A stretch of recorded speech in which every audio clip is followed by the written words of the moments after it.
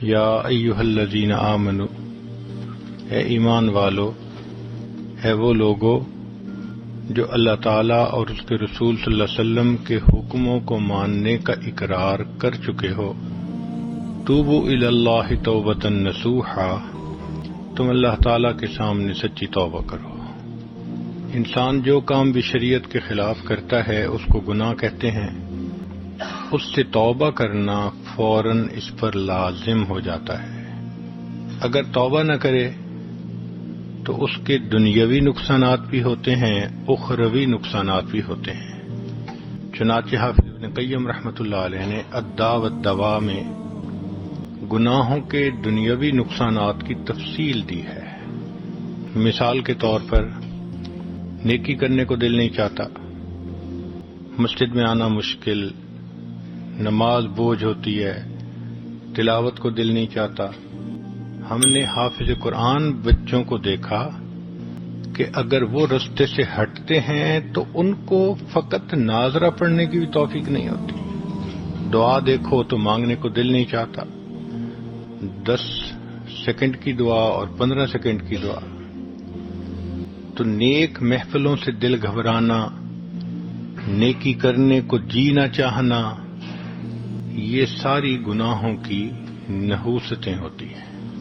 ایک اور اثر گناہوں کا یہ ہوتا ہے کہ دل بے چین ہوتا ہے۔ چنانچہ انسان کے پاس جتنا مال ہو، جیسا چاہے کھائے، جیسا چاہے پیے، جہاں چاہے سوئے، دل پریشان، دل پریشان، ایسے لگتا ہے کہ خوشیاں روٹھ گئی ہیں۔ ڈپریشن کی کیفیت ہوتی ہے۔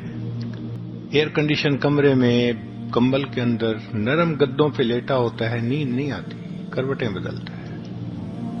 یہ دل کی بے چینی گناہوں کی نحوست کی وجہ سے ہوتی ہے۔ پھر زندگی میں برکت نہیں رہتی، وقت میں برکت نہیں، کام نہیں سمٹتے، صحت میں برکت نہیں، جوانی ہے اور کرونک ڈیزیزز کا شکار۔ اب اگر 22 سال کا نوجوان آ کر کہے کہ مجھے لو بیک کی پین ہے تو حیرت نہیں ہوگی تو کیا ہوگا؟ 18 سال کا بچہ کہتا ہے جی میں بیٹھا اٹھتا ہوں مجھے آنکھوں میں اندھیرا آ جاتا ہے۔ تو صحت میں برکت نہیں، وقت میں برکت نہیں، رزق میں برکت نہیں۔ جتنے گھر کے بندے اتنے کماتے ہیں، خرچے پھر پورے نہیں ہوتے، برکت نہیں ہے۔ قوت یادداشت میں برکت نہیں، کوئی بات یاد کرو تھوڑی دیر بعد بھول جاتی ہے۔ تو برکت زندگی سے نکل جاتی ہے، دعائیں قبول نہیں ہوتی۔ پھر کہتے ہیں جی کہ اللہ تعالیٰ تو ہماری سنتا ہی نہیں۔ بِإِنَّ رَبِّي لَسَمِيعُ الدُّعَاء، بے شک میرا رب دعا کو سنتا ہے، مگر قبول کرنا نہ کرنا یہ اس کا اختیار ہے۔ ہم بھی تو گھروں میں ایسے ہی کرتے ہیں۔ جو بچہ اچھی بات مانتا ہو، فرما بردار ہو، نیک ہو، ماں باپ کا دل خوش کرے، وہ آدھی بات کرے ہم پوری کر دیتے ہیں، اور جو بچہ دل دکھائے، نافرمان ہو، اس کی سنی انسنی کر دیتے ہیں۔